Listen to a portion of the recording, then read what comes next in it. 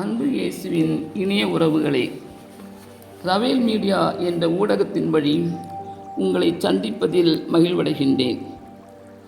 பிறந்துள்ள புத்தாண்டு இயேசு பிறந்த 2025வது யூபிலி ஆண்டாகும்.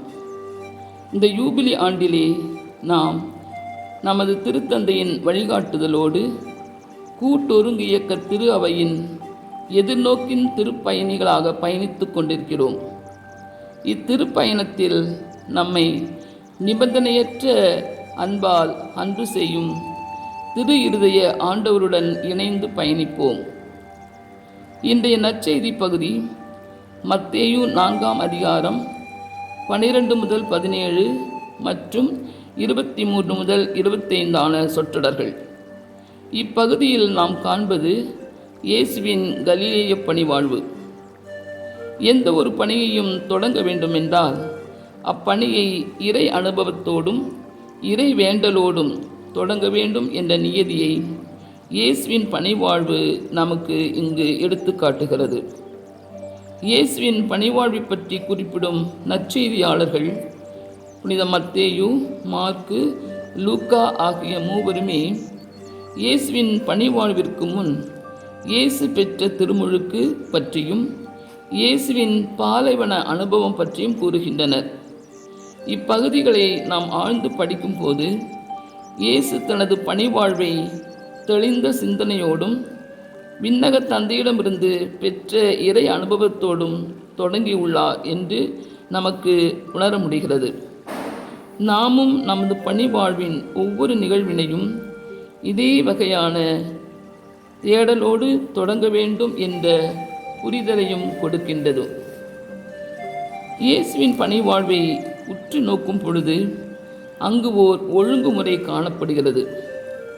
இயேசுவின் பிறப்பு, அதன் பின் 8ஆம் நாள் இயேசு என்று பெயரிட்டு விருத்த சேதனம் செய்தல், மீண்டும் தூய்மைச் சடங்கை நிறைவேற்ற வேண்டி குழந்தையை அர்ப்பணிக்க எருசலேமுக்கு கொண்டு செல்லுதல், பிறகு கலிலேயாவில் உள்ள நாசரேத்துக்கு சென்று அக்குழந்தை ஞானத்திலும் அருளிலும் வளர்ந்து வருவது என 12 வயதை அடைந்த பொழுது எருசலேமுக்கு பாஸ்கா விழாவில் பங்கெடுக்க பெற்றோரால் அழைத்துச் செல்லப்படுகின்றார். அங்கு பயணம் முடிந்ததும் தனது பணியை தொடங்கவே கோவிலில் இருந்து விடுகிறார். இன்றைய நற்செய்தி பகுதியை பற்றி பார்க்கின்ற பொழுது அங்கு யோவான் கைது செய்யப்பட்டதை கேள்வியுற்றதும் இயேசு கலிலேயாவுக்கு புறப்பட்டு சென்றதாக குறிப்பிடப்படுகிறது.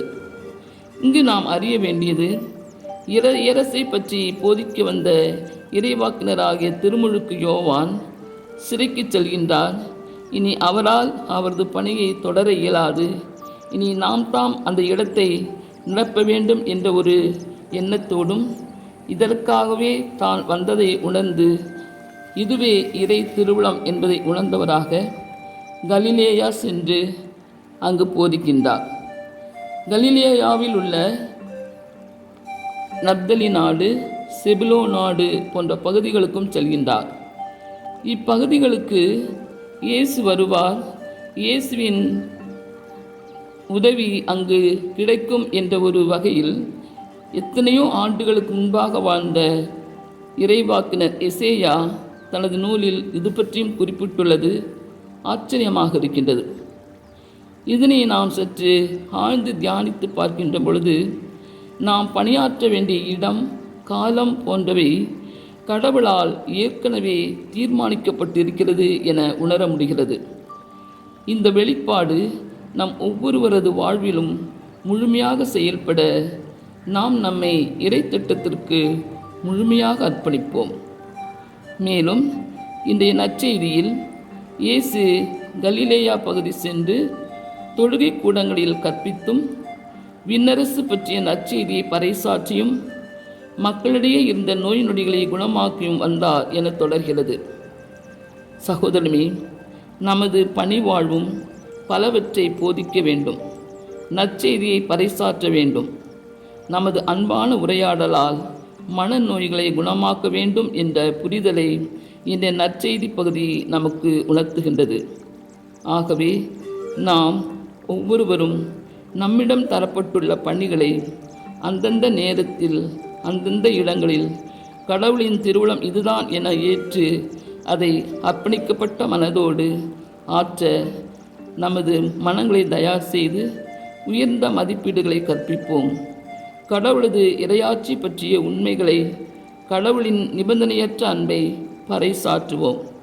நம்மோடும் நம்மை சுற்றிலும் வாழும் மூத்தோர், இளையோர், படித்தோர், படிக்காதோர், செல்வாக்கு பெற்றோர், விளிம்பு நிலையில் உள்ளோர் என அனைவருக்கும் இறைவார்த்தைகளை பறைசாற்றுவோம்.